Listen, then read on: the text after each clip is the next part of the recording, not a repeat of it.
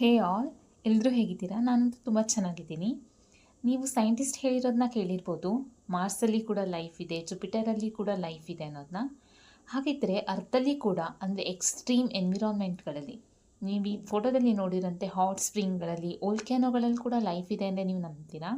ಹೌದು, ಇವತ್ತು ನಾವು ಅದರ ಬಗ್ಗೆನೇ ಮಾತಾಡೋಣ. Welcome to my channel. Today I am going to talk about extremophiles and this is going to be my introductory video. In this series of video, I'm going to talk about different types of extremophiles.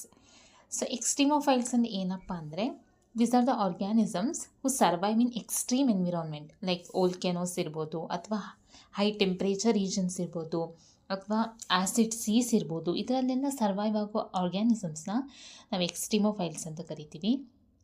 ನಾವು ಈ ವರ್ಡ್ನ first split ಮಾಡೋಣ. Philes ಅನ್ನೋ word ಗ್ರೀಕಿಂದ ಬಂದಿರುತ್ತೆ. ಅಂದರೆ ಅರ್ಥ ಏನಪ್ಪ ಅಂದರೆ ಲವ್ ಆ್ಯಂಡ್ ಫಾಂಟು ಅಂತ.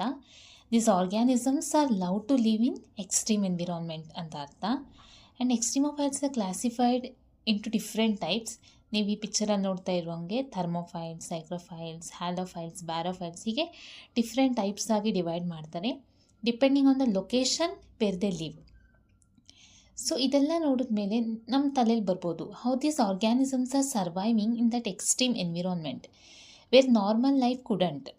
ಲೈಕ್ ನಾವು ಎಲ್ಲಿ ಸರ್ವೈವ್ ಆಗೋಕ್ಕಾಗಲ್ಲ ಅಂಥ ಎಕ್ಸ್ಟ್ರೀಮ್ ಎನ್ವಿರಾನ್ಮೆಂಟ್ಗಳಲ್ಲಿ ಆರ್ಗ್ಯಾನಿಸಮ್ಸ್ ಹೇಗೆ ಸರ್ವೈವ್ ಆಗ್ತಿದೆ? To answer to this question is adaptation. ನಾವು ಯಾವತ್ತಾರು ನಾವು ಹೊಸ ಜಾಗಕ್ಕೆ ನಮ್ಮನ್ನು ನಾವು ಅಡಾಪ್ಟ್ ಮಾಡ್ಕೋಬೇಕು ಅಂದರೆ ನಮ್ಮಲ್ಲಿ ಕೆಲವೊಂದು ಚೇಂಜಸ್ನ ನಾವು ಮಾಡ್ಕೋಬೇಕಾಗುತ್ತೆ. Like that, these organisms also exhibit certain unique cellular and molecular mechanisms in order to survive and reproduce under these harsh conditions.